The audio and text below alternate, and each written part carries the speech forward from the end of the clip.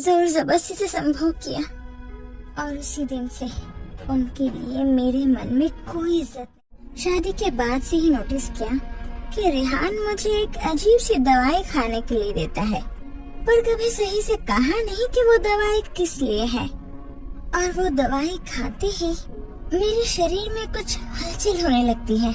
पति के एक छुअन के लिए मैं प्यासी बन जाती हूँ। बार बार रेहान से पूछने के बाद भी वो हमेशा कुछ न कुछ और जवाब देता था। कभी वो कैल्शियम की है तो कभी वो विटामिन की है। वार्डरोब का ड्रॉयर खोलते ही मुझे वो दवाई मिली, जिसे देखकर मुझे थोड़ा शक तो हुआ। तो मैं वो दवाई लेकर ऊपर फ्लैट में रहने वाली डॉक्टर दीदी के पास गई। दवाई को देखकर उन्होंने मेरी तरफ हैरानी नजरों से देखते हुए कहा, ये किसके लिए है? मैंने कहा, मैं ही खाती हूँ, मेरे पति मुझे हमेशा खाने के लिए देते हैं।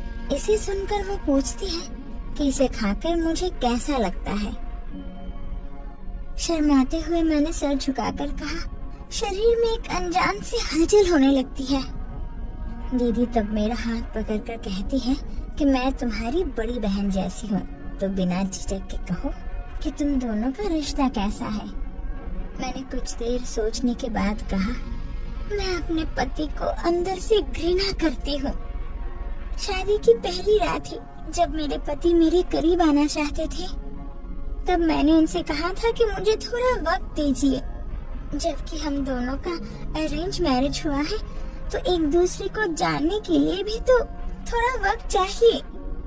तब मेरे पति ने गुस्से में मुझसे कहा, वक्त चाहिए मतलब? मैं तुम्हारा पति हूँ और इससे ज्यादा और क्या पहचान चाहिए?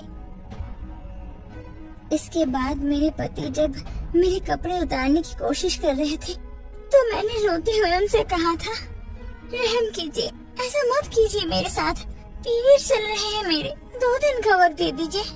पर उन्होंने मेरी एक बात भी नहीं सुनी, जोर जबरदस्ती से संभोग किया और उसी दिन से उनके लिए मेरे मन में कोई इज्जत नहीं रही। मेरे आंसू देखकर दीदी मेरे सर पर हाथ रखकर सहलाते हुए बोली, कुछ पुरुषों के लिए शादी मतलब किसी के शरीर को भोग करने का लाइसेंस मिल जाना, जैसे कि उनकी इच्छा अनुसार उनकी स्त्री को हमेशा उनकी लालसा पूरी करनी होगी। पर पति को भी पत्नी के सुख सुविधाओं का ख्याल रखना होगा।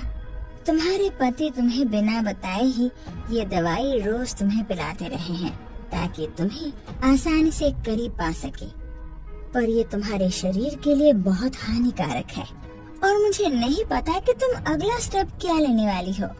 पर याद रखना, भूखा रहकर भी परिवार चलाया जा सकता है, पर इंसान रूपी शैतान के साथ जिंदगी नहीं बिताई जा सकती। कुछ दिनों बाद जब मैं पीरियड्स के दर्द से तड़प रही थी, ऐसे वक्त पर रेहान संभोग करने के लिए जोर करने लगा, तो मैंने कहा, रोज मेरे साथ जो शारीरिक शोषण कर रहे हो, क्या वो कम है कि 2 दिन का सुकून तक नसीब में नहीं है? मुझे पीरियड्स है और नहीं तो क्या, रोज की तरह मुझे दवाई पिलाकर मेरे साथ संभोग करने की कोशिश करोगे? इस बात को सुनकर रेहान गुस्से में मुझसे कहा, शारीरिक शोषण करता हूँ मतलब? मैं तुम्हारा पति हूँ, संभोग करने से तुम मुझे रोक नहीं सकती हो। मैंने तुमसे शादी की है और इसका मतलब मेरा जब मन चाहेगा मैं तुम्हारे साथ संभोग करूँगा।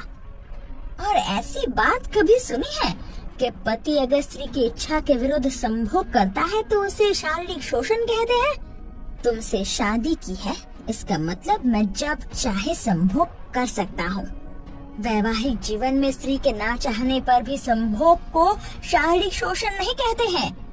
तब शांत आवाज में मैंने कहा, शादी हुई है इसका मतलब नहीं कि मेरे शरीर पे तुम्हारा अधिकार है या फिर तुम्हारे शरीर पे मेरा कोई अधिकार है। और संभोग करने से पहले तुम्हें मेरी इच्छा अनिच्छाओं का मान रखना होगा। मेरी बातों से गुस्से में आकर रेहान ने मुझे कस के थप्पड़ मारा। तब मैंने वार्डरोब खोलकर उस दवाई को उसके हाथ में देते हुए कहा, इस दवाई को खाकर जाओ किसी वेश्या के पास जाओ, पर मेरे पास नहीं। इंसान कितना नीचे गिर सकता है कि अपनी लालसा पूरी करने के लिए स्त्री की इच्छा विरुद्ध उसे ऐसी दवाई पिला सकता है। पीरियड्स तक को नहीं छोड़ता, आज के बाद से तू जैसे शैतान के साथ मेरा कोई रिश्ता नहीं। और उस दिन ही एक वस्त्र में मैंने उनका घर छोड़ दिया और निकल पड़ी अपनी पहचान बनाने।